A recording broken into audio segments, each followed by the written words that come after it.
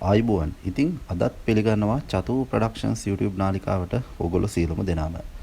මින් ඉහතදී චතු ප්‍රොඩක්ෂන්ස් YouTube නාලිකාව තුලින් ශ්‍රී ලංකාවේ කුල ක්‍රමය මෙන්ම ශ්‍රී ලංකාවේ පහත්ම කුලය මොකක්ද කියන කාරණාව හා ඒ කුලවල ඇති විශේෂතා පිළිබඳ කතා කරා. ඒ වීඩියෝ වල අන්තර්ගත කරුණු සම්බන්ධයෙන් විවිධ අය විවිධ අදහස් ඉදිරිපත් කරලා තිබුණා. ඉතින් ඒ හැම දෙනාටම බොහොම ස්තුතියි. ඉතින් ඊළඟ පියවර ලෙස මම ඔබට ගෙනෙන්නේ ශ්‍රී ලංකාවේ අතීතයේ සිට මේ දක්වා ක්‍රියාත්මක වෙන අපේ සමාජයේ දකින්න ලැබෙන තවත් කුලයක් පිළිබඳ විස්තරයක්. ඊට කලින් මම මුලින්ම ඔබට සඳහන් කරන්න ඕන මම මේ කුල ක්‍රමය පිළිබඳ ඔබට විස්තර ගෙනෙනු ලබන්නේ මම කුල ක්‍රමය අදහන හෝ එහෙම නැත්නම් ඒ විශ්වාස කරන අයෙකු ලෙස හෝ එය සමාජයේ ඉදිරියේ දිරිගැන්වීමක් ලෙස හෝ නොවේ. මෙය හුදෙක් ඔබගේ දැනුම සඳහා පමණක් බව මතක තබා ගන්නා ලෙස මම ඉතා කරුණාවෙන් ඔබෙන් ඉල්ලා සිටිනවා. හරි, මම අද කතා කරන්න යන කුලය තමයි ගොවිගම කුලය. ශ්‍රී ලංකාවේ දකින්න ලැබෙන කුල අතරින් වැඩිම පිරිසක් නියෝජනය කරන කුලය ලෙසත් ශ්‍රී ලංකාවේ වැඩිම ප්‍රදේශයක පැතිර පවතින කුලය ලෙසත් මෙම ගොවිගම කුලය හඳුන්වා දෙන්න පුළුවන්.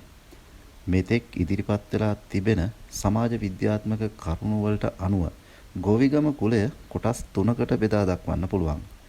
අංක 1 රදල කුලය, අංක 2 ගොවිගම කුලය, අංක 3 පට්ටි කුලය.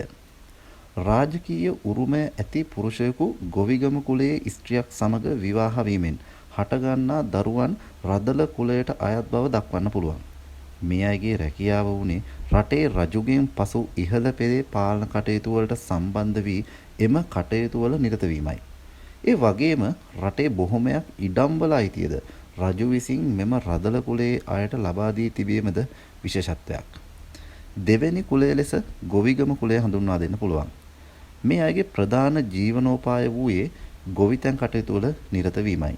රටේ සියලුම ජනයාට අවශ්‍ය කරන වී සපයා දීම වගේම අනෙකුත් සියලුම ගොවිතැන් කටයුතු වල නිරත වීම මෙම කුලයේ ප්‍රධාන රැකියාව වුණා. ඒ වගේම රටේ පාලන කටයුතු වලදී රදල කුලයේ ඇත්තන්ට සහයෝගය දැක්වීමද ප්‍රාදේශීය මට්ටමේ පාලන කටයුතු වලදී එම නිරතර දැරීමද මෙම කුලයේ අයගේ තවත් වගකීමක් වුණා. උදාහරණයක් ලෙස ආරච්චි තනතුර, රටේ මහත්තයා තනතුර, ගාමිණී තනතුර වැනි තනතුරු අතීතයේ බොහෝ විට හොබවන ලද්දේ ගොවිගම කුලයේ අය විසින්. ගොවිගම කුලයේ ඊළඟ කොටස වෙන්නේ පට්ටි කුලය. පට්ටි කුලය ලෙස හඳුන්වන්නේ සත්ව පාලනය, එහෙම නැත්නම් ගවයන් පාලනය බාරව සිටි කුලයයි. මෙහිදී විශේෂයෙන්ම ගව පාලනය ඉස්මතු කර දක්වන්න පුළුවන්. ගොවිගම කුලයේ පිරිස් ගොවිතැන් කටයුතු කරන අතරතුර ඒ සඳහා අවශ්‍ය කරන්නා වූ සතුන් ලබා දීමෙන් ගොවිතැනට උදව් උපකාර කිරීම මෙම කුලයට අයත් රැකියාව ලෙස හඳුන්වන්න පුළුවන්. ඉතින් මේ ආකාරයට අපට ගොවිගම කුලය පිළිබඳ විස්තර ගෙන හැර දක්වන්න පුළුවන්. මේ පිළිබඳව ඔබටත් යම් අදහසක් තියෙනවා නම් පහත කමෙන්ට් කරන ස්ථානයේ කමෙන්ට් එකක් දාලා ඒ පිළිබඳව ඔබට දැනුවත් කරන්න පුළුවන්. ඉතින් මේ වගේ තවත් වැදගත් තොරතුරු සමගින් ඉදිරියේදී තවත් වීඩියෝවකින් හමු වෙමු.